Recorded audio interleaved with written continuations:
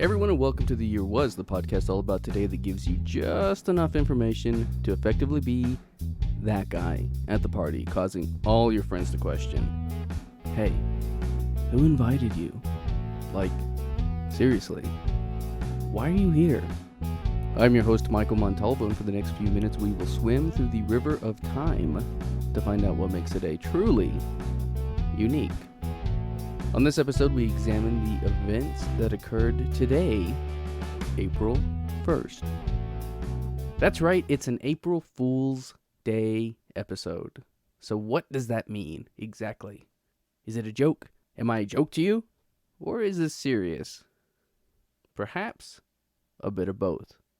The year was 1700, and on this day, April 1st, it is said that English pranksters began popularizing the annual tradition of April Fool's Day.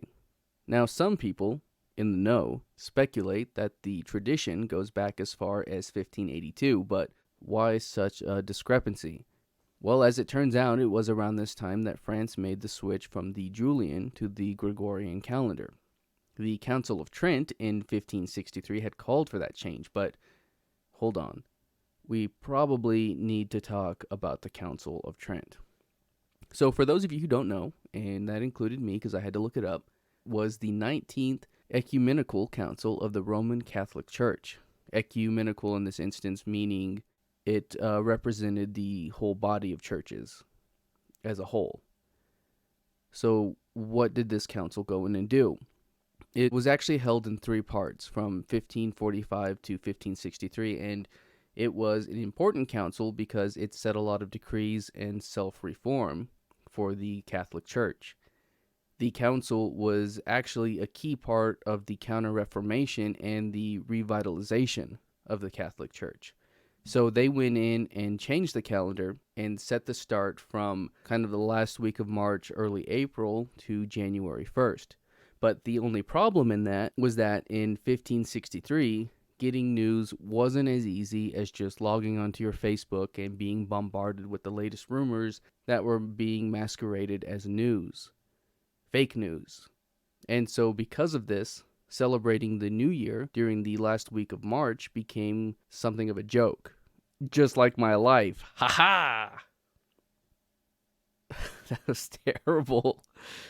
It looks to me as if the practice of April Fools began in the 1500s, but it didn't become popular or an annual tradition until the 1700s. But there's a problem in that. The problem is that this deals with the French having adopted the new calendar.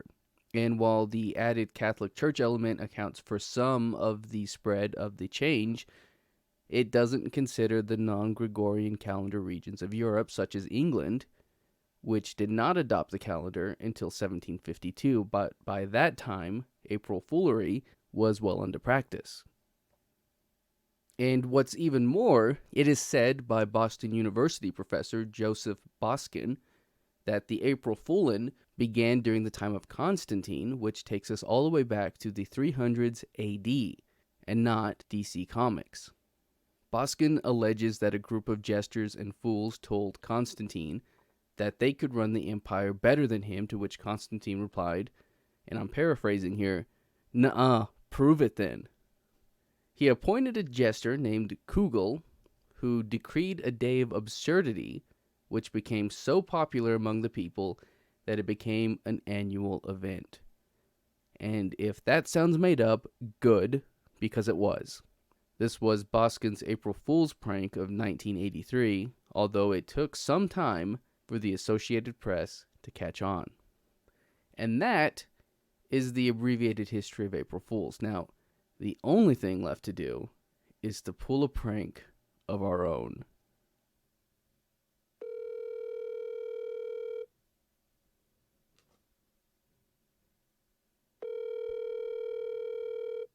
Hello.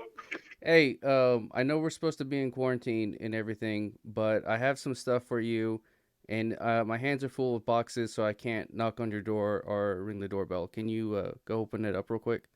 Yeah, sure. Okay. Just let me know when you get there. Hang on. Let me Yeah. my shot. Oh, you're right out there.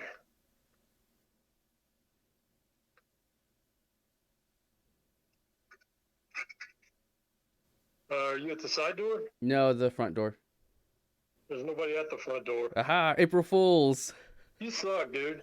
I was in the middle of something. Were you?